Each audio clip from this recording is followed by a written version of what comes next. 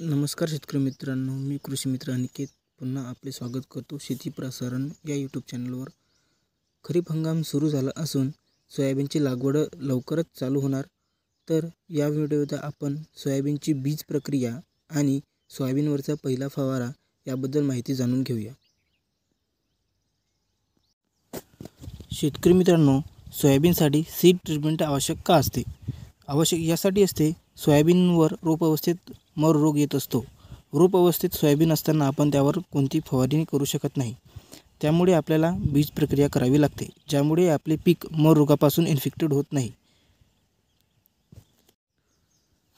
शेतकरी मित्रांनो, seed treatment करण्यासाठी 4 ग्रॅम कार्बनडेन्झिम प्रति किलो सोयाबीनमध्ये मिक्स करावे।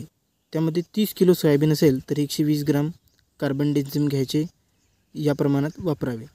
सीड ट्रीटमेंट करताना पहिले बियाण्याला थोडे ओले करून घ्यावे, नंतर त्यात कार्बनडेन्झिम टाकून हातात ग्लोव्ज घालून हळू मिक्स करावे। जोरात मिक्स केल्याने दाण्याची साल निघू शकते।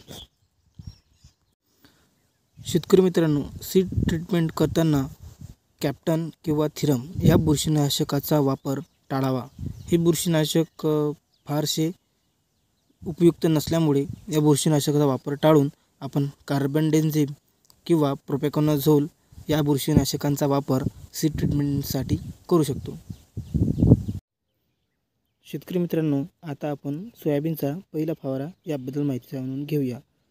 पहिल्या फवाऱ्यामध्ये प्रोफेक्स सुपर किंवा क्लोरोपायरीफॉस या 2 कीटकनाशकांपैकी कोणत्याही एक कीटकनाशकांचा वापर आपण करू शकतो, किंवा त्यापेक्षा डेनिटॉलचा पण आपण वापर करू शकतो। असे कीटकनाशक आपल्याला वापरायचे आहे की जे गॅस पॉयझन म्हणून ज्यांचा असा वास येत असेल त्यांचा आपल्याला वापर करायचा आहे। सोयाबीनमध्ये जो स्टेम फ्लायचा अटॅक अर्ली स्टेजमध्ये येत असतो, त्या स्टेम फ्लायच्या अटॅकसाठी आपण या कीटकनाशकांचा वापर करून आपले पिकाचे संरक्षण करू शकतो। हा फवारा सोयाबीन उगवल्यानंतर 8 ते 15 दिवसाच्या आत झाला पाहिजे। शेतकरी मित्रांनो, व्हिडिओ आवडला असेल तर लाईक करा, शेअर करा आणि सबस्क्राईब करायला विसरू नका।